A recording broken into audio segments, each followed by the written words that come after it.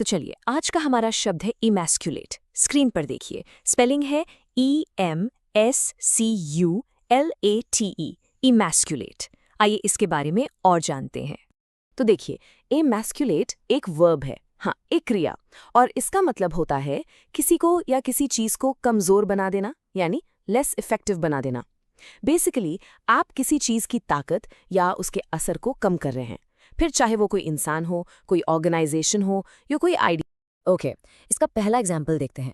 Sentence है, the new regulations threatened to emasculate the authority of the committee. इसका सीधा सा मतलब ये है कि जो नए नियम आए उनसे ये खतरा था कि वो कमिटी के अधिकार यानी उसकी अथॉरिटी को कमजोर कर देंगे। ये एकदम परफेक्ट एग्जाम्पल है कि इस वर्ड को फॉर्मल सेटिंग में कैसे यूज करते हैं। अब देखते हैं कि इसे एक पर्सनल सिचुएशन में कैसे यूज किया जा सकता है।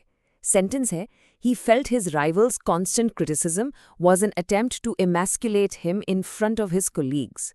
यहाँ पर emasculate का मतलब थोड़ा साइकोलॉजिकल हो जाता है, मतलब उस व्यक्ति को लगा कि उसका राइवल बार बार उसकी बुराई इसलिए कर रहा है ताकि वो अपने कोलीग्स के सामने कमजोर महसूस करे, उसका कॉन्फिडेंस टूट जाए।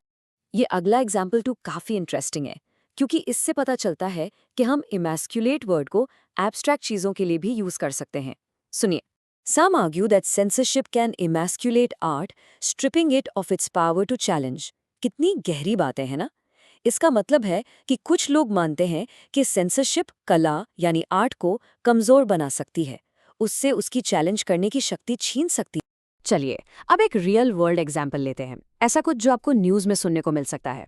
Pundits debate if the recent budget cuts will emasculate the nation's space program. यहाँ इसका मतलब है कि जो एक्सपर्ट्स हैं वो इस बात पर बहस कर रहे हैं कि क्या बजट में कटौती होने से देश का स्पेस प्रोग्राम कम प्रभावी यानी लेस इफेक्टिव हो जाएगा। सिंपल। इस शब्द को और अच्छे से याद रखने के लिए आइए इसके कुछ सिनोनिम्स और एंटोनिम्स देखते हैं। तो इसके सिनोनिम्स यानी इससे मिलते जुलते शब्द हैं वीकन, अंडरमाइन और डिबिलिटेट। इन सब का मतलब है कमजोर करना।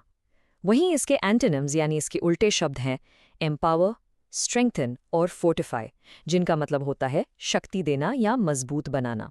बस आज के लिए इतना ही, मिलते हैं नेक्स्ट वीडियो में। Happy learning, bye bye.